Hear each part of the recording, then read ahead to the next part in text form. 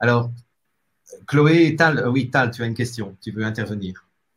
Comment est-ce que tu situes dans toute cette mouvance les jésuites et les francs-maçons? Quel rôle est-ce qu'ils jouent dans cette aventure?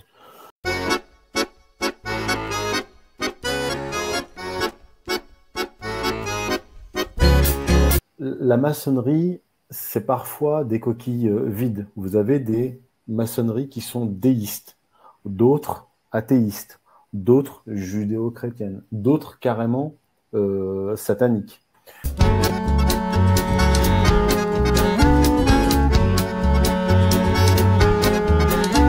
Mais le rôle des loges maçonniques sur le plan politique, là, on peut dire qu'il a été assez commun.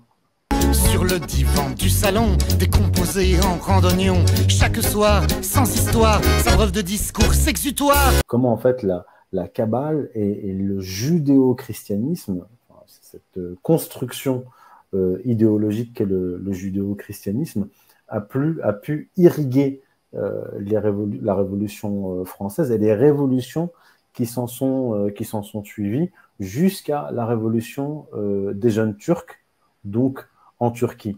Paroles pleines d'insanité, sales, mal lavées, qui ont demain pour applaudir et qui s'en servent sans réfléchir.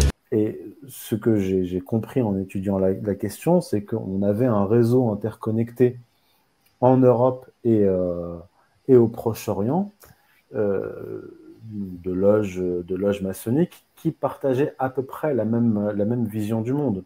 Car demain, face à face, pour des paroles dégueulasses, c'est une main qui peut se lever, droit vers le ciel déployé. Parmi ceux qui vont subvertir l'islam de l'intérieur, les principales figures appartenaient à la franc-maçonnerie.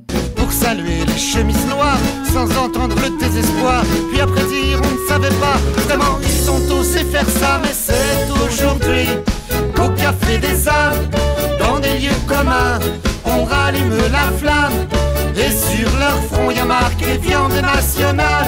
50 ans de vie, 50 ans de conneries. La maçonnerie, en fait, va reprendre toute la mythologie juive et la symbolique du judaïsme.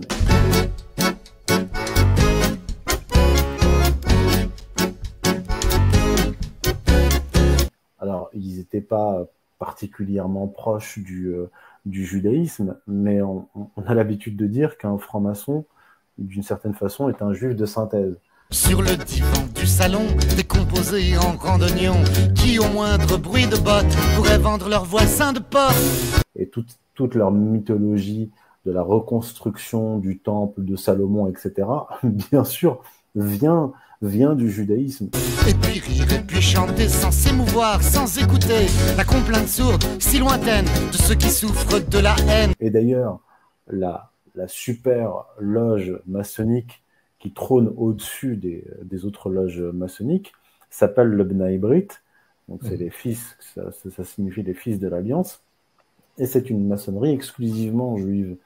Mais pour deux oreilles sourdes, c'est une bouche qui se ferme, qui jusqu'au bout ne dira rien, même si c'est elle qu'on enferme. Le judaïsme aujourd'hui n'est pas un bloc, et la maçonnerie non plus n'est pas un bloc. Que l'on traîne dans la boue du discours tant défendu, qu'on entendra dire un jour un vrai bon ça si j'avais su. C'est aujourd'hui, au café des âmes, dans des lieux communs, on rallume la flamme. Et sur leur front y a marqué viande nationale. 50 ans de vie, 50 ans de conneries. On a l'habitude de dire qu'un franc-maçon, d'une certaine façon, est un juif de synthèse. Moi en tout cas, la petite flamme qui leur remonte du séant jusqu'à l'âme. Oui, où qu'elle soit, la flamme nationale. Même si je dois me brûler le cul, moi je m'assois dessus.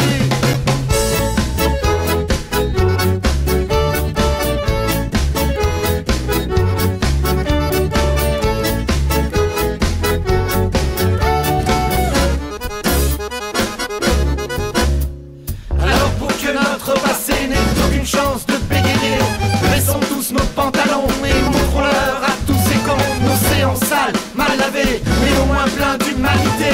Car cette humanité-là, même si elle pue, elle